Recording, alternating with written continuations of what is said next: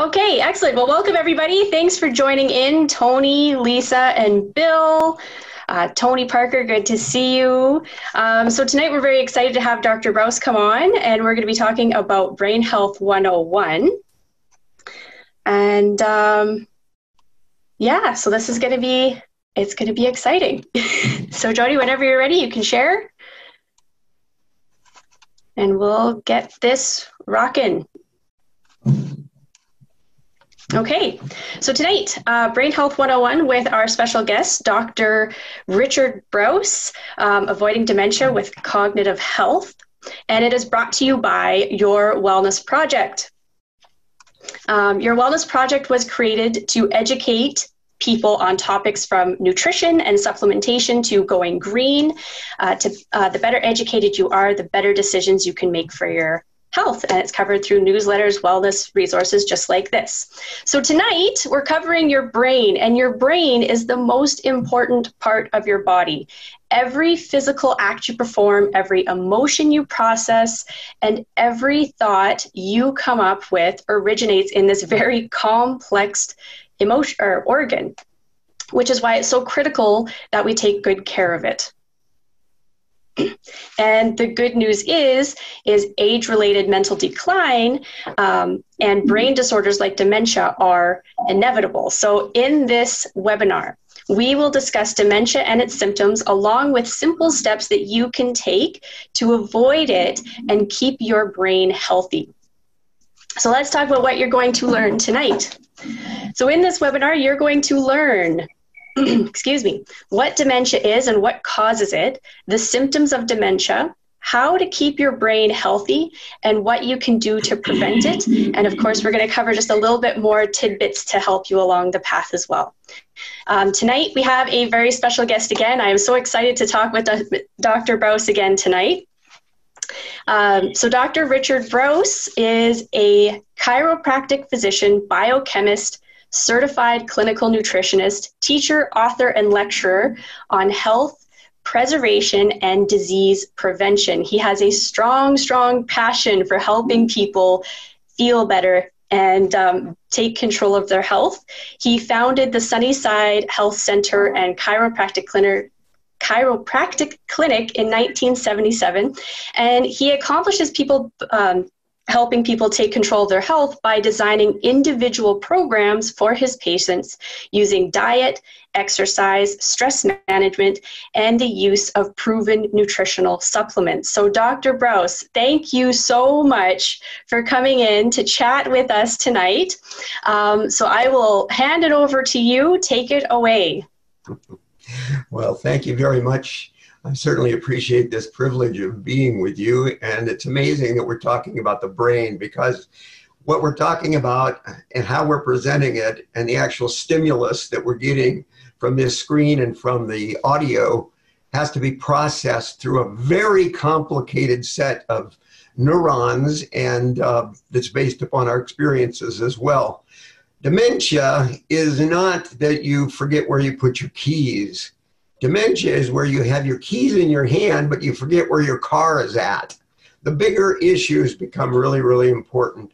And it's been shown that a number of people will have multiple little episodes of brain fog, short-term memory lapse, little things that happen throughout their life. And as we get older, it's been associated that older people use different parts of their brain to process problems. And it probably has to do with experience. That's one thing that aged people have, is this long-term memory of all of these experiences they've had. So scientists are beginning to look at all of the possible causes that can interfere with that, and that's what we're talking about today. There are things that can trigger a decline in our thinking skills, of course. I would say lack of mental acuity, not focusing on details like we should.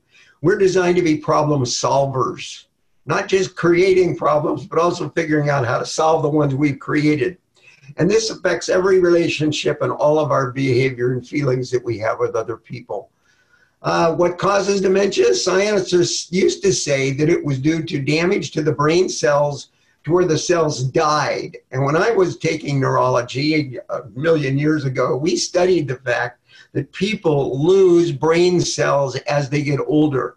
That theory has been challenged, and as we're going to see tonight, that really may not be the full picture. When the brain cells cannot communicate normally with one another, some biochemical breakdowns take place, and there appears to be some damage occurred. Okay? The cause, we think, of the most serious form of dementia called Alzheimer's disease is a totally debilitating, irreversible problem that once it precipitates to the point where the person is unable to function, they actually are not able to bring those cells back. New studies, however, are beginning to question that theory as well. So if you don't get enough blood supply to your brain to carry enough oxygen, the cells are going to atrophy and they're going to break down. Accidents, concussions, things that happen to us, infections especially can cause it. And there are some genetic related conditions, but we're going to see that that's not the full picture. It's really our lifestyle, the use of alcohol, recreational drugs, which we're in the middle of a research project on the West Coast, making recreational drugs available to people to release their brain. I'm afraid we're going to lose some people here, and I'm not going to talk about the total thing of that. But anyway, the symptoms of dementia. The early signs are very vague, and as I said, we all have little episodes where we kind of forget where we're at, but some of them are really obvious. Memory loss is a big one. Difficulty with normal tasks that we do. When you can't tie your shoes because you've forgotten how to do it, you're in trouble. And disorientation. Where did I leave my car? And not remembering just what we did with those things. Language. We know the word, but instead of saying pickle, we say banana, and it comes out strange. Changes in our abstract thinking. How do we solve complex problems? How we listen to information and process it gets very, very complicated, and it can actually show up in our behavior as well. So making decisions based upon information is probably one of the worst case scenarios where you can't make a decision. It's like the deer in the headlights. We're in the middle of this, but we don't know which way to jump. That could be a serious issue. Poor spatial skills, not being able to judge distance, hitting the brakes too late on your car can give you definite problems. Moods and personality changes. We've had some people that go from being very mild and nice and very, very reactive and abusive in some cases as a result of it as the problem goes on. So with these Hobhadge group of symptoms, what do you do about it? So let's see what we can do to help keep our brain healthy. The brain, we know, is made up of billions of neurons, and these cells connect to one another in some amazing ways. So with 1 billion neurons connected with maybe 50,000 each one, the number of possible connections is astronomical, and that's what makes our brain so amazing. We only use about 10% of our brain. After the age of 20, we begin to see some slight things that begin to deteriorate, and scientists have calculated that we lose about 0.2% of our brain mass every year after the age of 20. I would think it's probably around after 3rd or 4th grade, but anyway, we'll see about that. By the time we're 35 or so, we've lost about 0.5% by age 60. So we start to lose the connections and lose some of the ways we do things. The brain is dying because we're not connecting to one another. The actual nerves do not communicate. Smoking, not getting adequate sleep, living with chronic stress. And it doesn't necessarily mean living with people you don't get along with. It may be having a job that's too demanding. And once you work yourself up the ladder, you're in a position that could be very, very dangerous to your overall health. The use of narcotics, methamphetamines. Now we're seeing opiate problems for people with pain. This is decreasing their life expectancy, and it's damaging in many ways. There are some natural processes that can be used to help this problem specifically. And there are several ways to help slow this down and actually management. And of course, eating a well-balanced diet, we always hear that, but balance is something that's difficult to get. Supplements can be beneficial. So supplementation, well, let's take a look at some of the other things, other issues that are involved. Yes, here's a brain on the left. That is, you might say, a normal, healthy brain. The space inside the cranium is filled. And on the right side, we see a shrinkage. Now, we've known about this for a long time, but we thought the shrinkage was due to the death of brain cells, when actually it is not. It is actually the loss of connections, and that has been studied. The brain shrinkage is due to lack of connections. Here we see the neurons breaking down as a result of lack of nutrients and the accumulation of what we call age-related amyloid plaques. And these are the things that interrupt signaling between one nerve to another one. It's kind of like having a bird sitting on your old telephone line in the old days, and it's slowed down your telephone signal. Well, we see that this happens, and when it happens very long, the space between the nerves increases because there's a lack of connections. There's more wires that are being. Lifestyle seems to be one of the greatest causes of this, and we've talked about the negative things, drinking alcohol, and by the way, there is no safe level. Genetically, I should say population-wise, we're told, you can take so many drinks a day and be safe. That's a statistic. Some people can hold their alcohol better than others, but none of us can survive on that because we make alcohol in our gut. But anyway, regardless of this, the next portion, Dr. Haga of the U.S. National Institute of Aging said, no one can guarantee you're going to escape this, but you can tip the odds in your favor with clean living. Well, the clean living we know about, but now the research are focusing more on the human microbiome, and that's really the focus of most nutritionists today and most medical scientists that are interested in getting to the cause of this. Here's some very interesting data published on the ratio of two main microbial groups, one called the firmicutes and the other the bacteroids.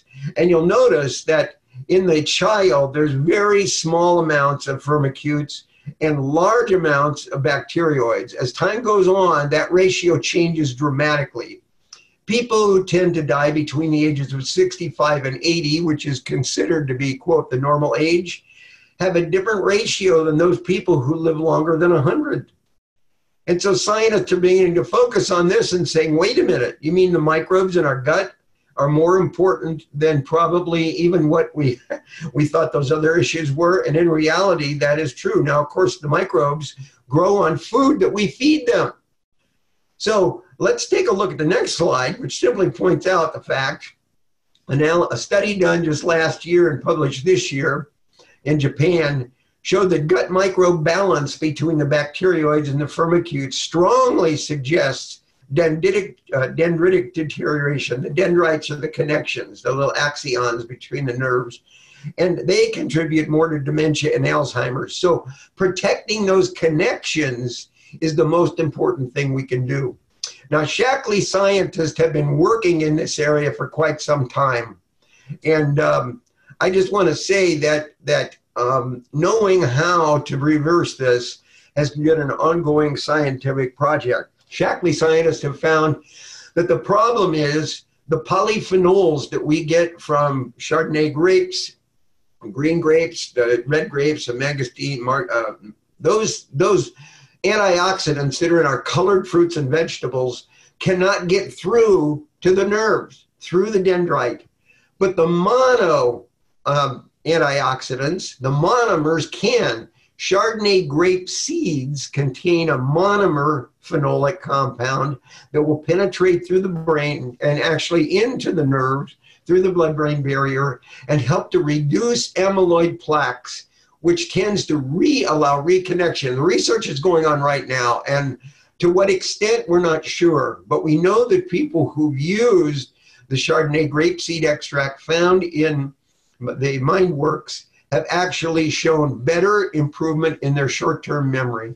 And so it's going to take a lifetime to prove all of these things, of course, but as time goes on, we're seeing it's more important. I would say that the greatest change that we could make in our body would be to protect the microbiome, number one. Eat those foods that will feed the healthy bacteria. And actually, you can measure that. You can get stool analysis to see how those firmicutes and bacteroids are balanced out. You can eat the foods that help them. Those are the things that we now call health foods, but 100 years ago was simply called food. Eating right is really important to be able to maintain our health. But supplementation to replace the microbes that are being broken down by dangerous things like chlorinated drinking water, fluoride toothpaste, the chemicals that are around us and things that are in our food, the GM foods, the residues of Roundup, which all of us have, by the way, now. Those things can damage the microbiome, so we have to continuously be feeding and replenishing the microbes. Shaklee Optiflora DI, with the new 4 strains of proven Acidophilus bifidus microbes, help to replace the ones that are dying and help to keep that shift proper for our age. This is breakthrough science, folks, and we're going to see more and more research to support this, but it looks like this may be getting to the cause of dementia and Alzheimer's, which is probably a damaging condition that none of us want to experience, but it's very, very important. And then second of all is the protection of the brain by using, I would say, Shaklee MindWorks. It's amazing. The mental acuity, which is the ginkgo compound, helps to keep the circulation going to the brain, but getting the antioxidants into the brain and into the nerves themselves has been a real breakthrough with the development of the Chardonnay grapeseed extract. And I'm thrilled for that. I mean, my patients come from all over the world, and I have treated many people who thought they were hopeless, but we do have some tools now to offer people that can be of great advantage. So with that, I'll say, keep your brain healthy and you'll live longer. That is great. Thank you so much, Dr. Brous. And it's so powerful because when we were talking, if anyone's caught the health chat, about immune last week, you mentioned the microbiome as well and how critical that is. So seeing that link in overall health in many areas is really, really fascinating. Thank you so much for sharing that. Thank you. So in rounding this off, if you'd like to create a wellness plan to avoid dementia and improve your brain health, reach out to the person who invited you to this event. They will invite you to join their wellness center. With that, you can create a free account and get VIP access to their digital library and wellness-focused ebooks, and of course, all of the archived information, including this webinar and any of our previous ones and ones to come. And you also get access to the Vitality for Life newsletter, archive streams, all of the archived articles, and of course, so many other great goodies that are inside there. That sounds great. Are there any? We do have a few minutes, so that's fantastic. So if you have any questions, you're welcome to put them in the chat, or you can put them in the Q&A box at the bottom of your Zoom dashboard there. And any questions about brain health for Dr. Brous tonight? And thank you very much, everybody. And I would think one that people may have, maybe Dr. Brous, if you could just take one quick moment and just clarify the difference between the Optiflora DI and regular the Pearl. And someone also just said, is how much Optiflora DI should we take? Yes. Well, the original Optiflora with the prebiotics and the probiotics was developed at McGill University in Toronto for Shaklee, actually. And it was from the stool of healthy babies. They found out that healthy digestion starts at that point. And so they actually created the Optiflora at that time to replicate what we see in healthy babies. Well, the problem is, as adults get older, we have to have more serious microbes. We have to have really tough ones. So Shaklee scientists went back and found out that the new DI is really designed for an adult digestive tract. You saw the transition slide that showed from birth all the way to seniors, and that's really what we're observing. The prebiotics we should be getting from our food, folks.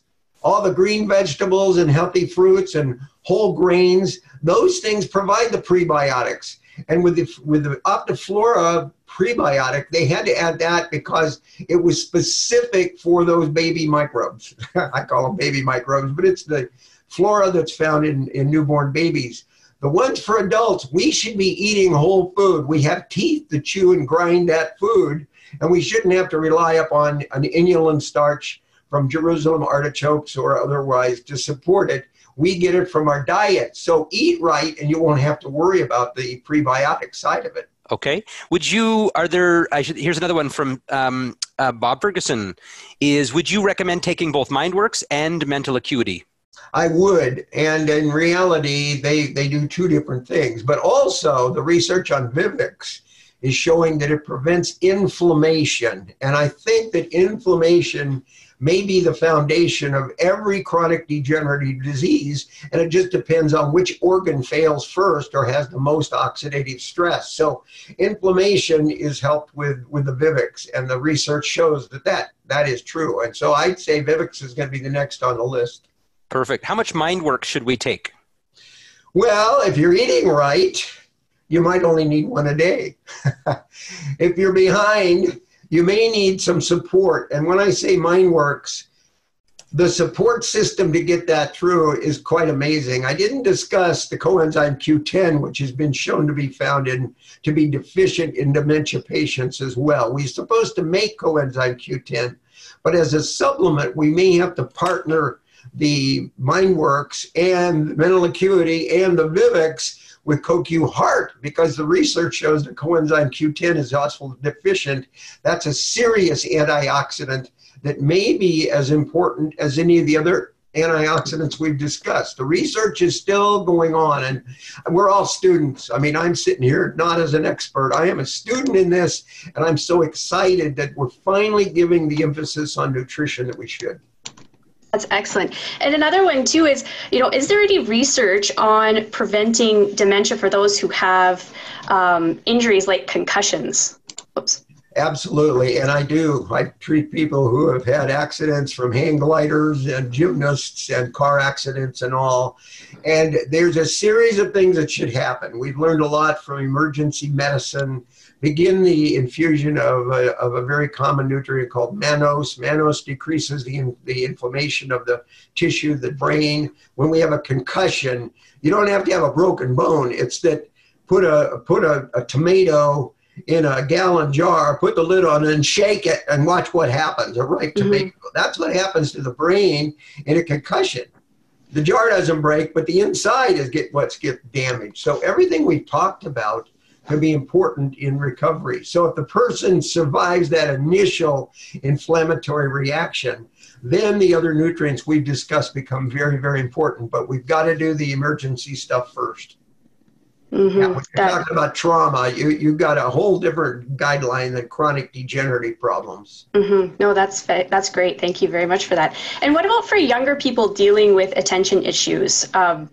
I'm assuming, Samantha, that you're meaning younger children or adolescents. What would be some good recommendations there? Or does that even coincide with what you're talking about?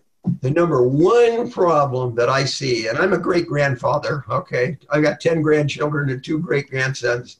I can tell you that the addiction to sweets causes more hyperactivity and more inflammatory brain and functional and behavior problems than anything else. We have gone from consuming less than 10 pounds a year 100 years ago to 134 pounds a year for every man, woman, and child, sugar. And that's the biggest issue. If you can keep that out of your home and give adequate protein, you've probably done more for your children than anything else. And of course, the MindWorks with the Omega Guard and not MindWorks, the Mighty Smarts, for children is a good jumpstart. The DHA and EPA helps the brain cells to mature. A human being, I should mention this, a human being's brain is born immature. The size of our brain compared to the size of our body is bigger than any other animal. So we have to be born immature and let that brain develop for 9 months to a year before we can walk or crawl or talk or do anything. A baby sheep or a goat or even a chimpanzee, the day they're born, they can climb, they can move. We can't. We are born immature and we need the protection. And so diet becomes absolutely essential. And as I've said before, mother's milk is the only thing to start your child on. There's nothing better. Never has been, and I don't think ever will be. So sorry, you got me off on that one. No, that's great. Thank you very much. We really appreciate you taking the time. And with that, we're going to end it for the questions. If you haven't had your question answered, please come over to the Discover Shaklee page and you can find the live stream and ask your question there, and we can swing back around and get it. So again, with that, Dr. Brous, thank you again so much for spending time with us today and sharing some great information. And everybody who's joining us, thank you so much for coming and spending some time with us as well to learn about keeping your brain healthy. So with that, thanks everybody and have a wonderful night.